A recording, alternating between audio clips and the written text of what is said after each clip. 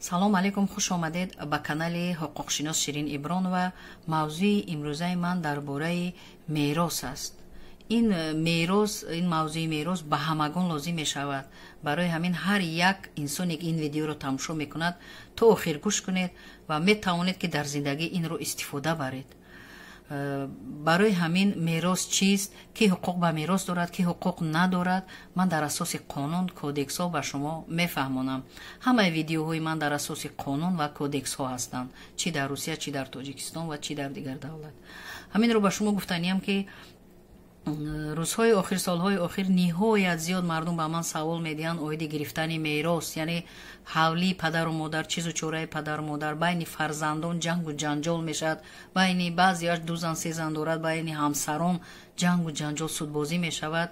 ҳаминро саволҳои бениҳоят зиёд доданд ва ман тасмим гирифтам як видео карда ба саволҳои шумо ҷавоб гардонам. ба шумо, ба ҳамаи шумо гуфтаниям ки масалан гирем ҳар як инсон падару модар дорад. вақте ки падар ё модар ё ҳарду онҳо вафот карданд, дар оила чанд нафар фарзанд бошад, агар падару модар дар зинда буданаш васиятнома надода бошад ба воситаи нотариус, баъди вафоти падару модар номусро як тараф монда, ҳамаи ҳамон фарзандони падар, нафароне ки мехоҳед аз ҳамон ҳавлии падару модар мерос гиред, ба идораи нотариус ҷои зист рафта ариза супоред ва аризаи шуморо нотариус бояд гирад, муҳлати 6 моҳ дорад ва бинад ва ҳиссаи ҳар яки шуморо ҷудо карда шаҳодатномаи мерос ба шумо диҳад. вақте шумо шаҳодатномаи меросро гирифтед, метавонед ки дар асоси ҳамон шаҳодатномаи мерос ба МБТИ рафта, корхонаи фаръии ҳамон ҷои зист рафта, ҳиссаи шуморо омада чен мекунанд, ба шумо ҳуҷҷатгузорӣ карда медиҳанд ва шумо бемалол бе ҷангу ҷанҷол дар ҳамон ҳиссаи меросии худ зиндагонӣ мекунед. вақте ки бисёр оилаҳо саволҳое ки доде ҷангу ҷанҷол байни шумо рафта истодааст, вақте ки падар ё модар вафот кард ё ҳарду онҳо вафот карданд, шумо ба нотариус нарафтед, нангу номус гуфтед, дар назди мардум нарафтед ва солҳо гузаштанд, дар оилаҳо фарзандҳо зиёд ба дунё омаданд, ҳар як инсон дар оилааш 3-4 нафар фарзанд ба дунё омад ва зиндагӣ вазнин шуд, ҷангу ҷанҷол зиёдтар шуд. ана баъд маҷбур чӣ кор мекунед? Мехоҳед ки тақсим кунед. баъд он вақт дар ҳатто идораи ҷамоат не, дар идораи суд рафта судбозӣ карда моҳҳо солҳо дар бадари суд сарсону саргардон мешавед ва ҳиссаи мероси худро мегиред. барои ҳамин аввало ҳар як падару модар дар зинда буданаш бояд ки ба ҳамон фарзандоне ки меросхӯранд ва мехоҳанд ҳиссаи мероси падару модар гиранд, васиятнома ба воситаи нотариус додан дар кор, яъне ки ба русӣ мегӯянд ку завишани. вақте васиятномаи шумо ба воситаи нотариус аст, баъди вафоти ҳамон падару модар ҳамон фарзандон бе ҷангу ҷанҷол ҳамон васиятномаро гирифта ҳуҷҷатгузорӣ мекунанд, бе ҷангу ҷанҷол дар ҳамон ҳиссаи худ зиндагонӣ мекунанд. аз ин ҷо зиёд аз падару модар вобастагӣ дорад. вақте ки падару модар ин корро намекунанд, бепарвагӣ зоҳир мекунанд, баъди вафоти онҳо байни акаву хоҳар, додару ака, апаву додар ҷанҷолҳои зиёд ба миён меояд.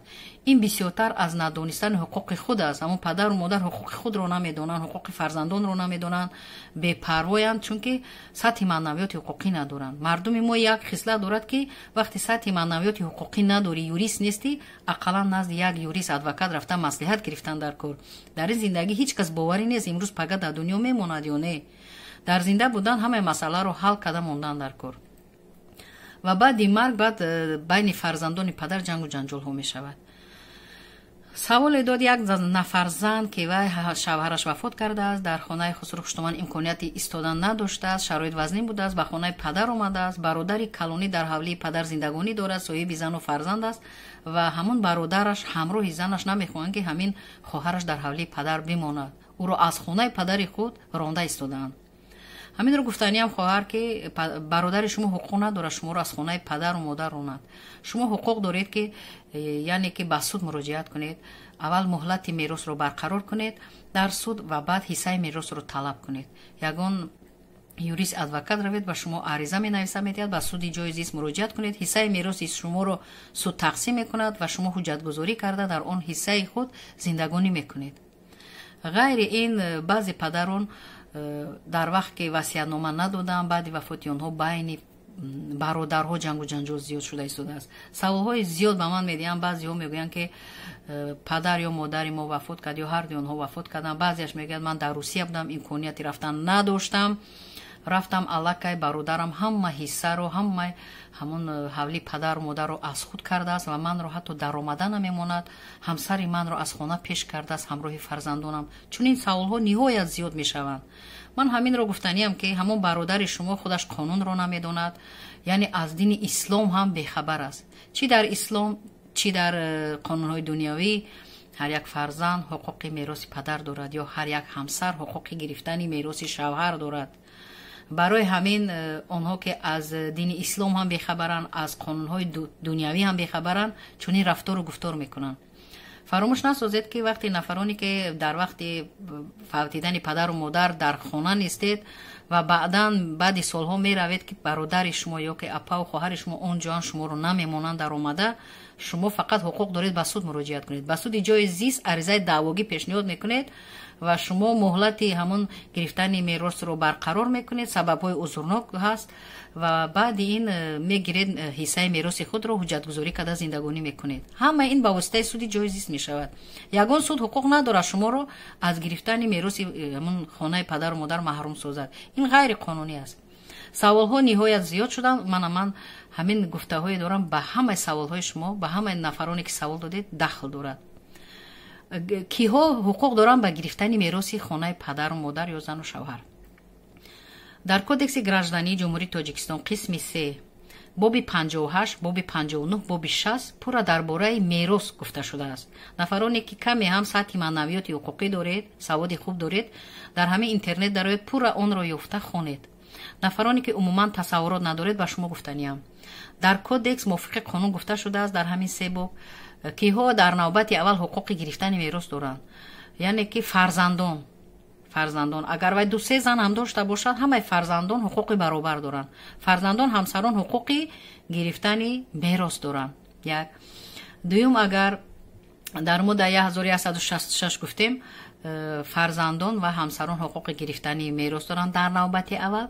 дар навбати дуюм дар моддаи 1167 агар мабодо зану шавҳар вафот кунанд, фарзанд надошта бошанд, падару модари онҳо зинда бошанд, онҳо ҳуқуқи гирифтани мероси ҳамонҳоро доранд, хонавдари онҳоро ё ки акав додар, апав хоҳар. мабодо дар навбати дуюм инҳо набошанд. дар навбати сеюм моддаи 1168 яъне ки хола, ама, тағо, агар инҳо набошанд, фарзандони онҳо ё набераҳои онҳо ҳуқуқи гирифтани мероси анаму шахсони фавтидаро доранд. мабодо аз ҳамин гуфтаҳо, аз ҳамин 3 қисм ягон нафар набошад баъди вафоти ҳамон шахсе ки моликият дорад, моликияти ӯ пурра ба давлат мегузарад.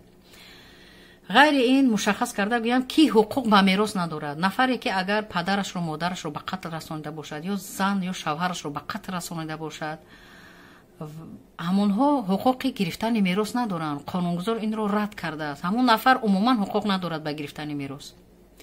ғайри ин ҳаминро гуфтаниям ки дар мардуми мо ҳамин одат шудааст ки вақти падару модар вафот мекунанд, фарзандоне ки дар ҳамон ҳавли зиндагонӣ доранд, номусу нанг гуфта ба идораи нотариус намераванд. бояд онҳо ба идораи нотариус рафта ҳиссаи меросро тақсим кунанд, ҳуҷҷат кунанд, бе ҷангу ҷанҷол зиндагонӣ кунанд. вақте ки намиранд, солҳо мегузарад, оила вазнин мешавад, фарзандҳо зиёд мешаванд, баъд байни онҳо ҷангу ҷанҷол, ҳатто ба якдигара маъюб кардан расониданд ки саволҳо зиёд ба ман шуданд.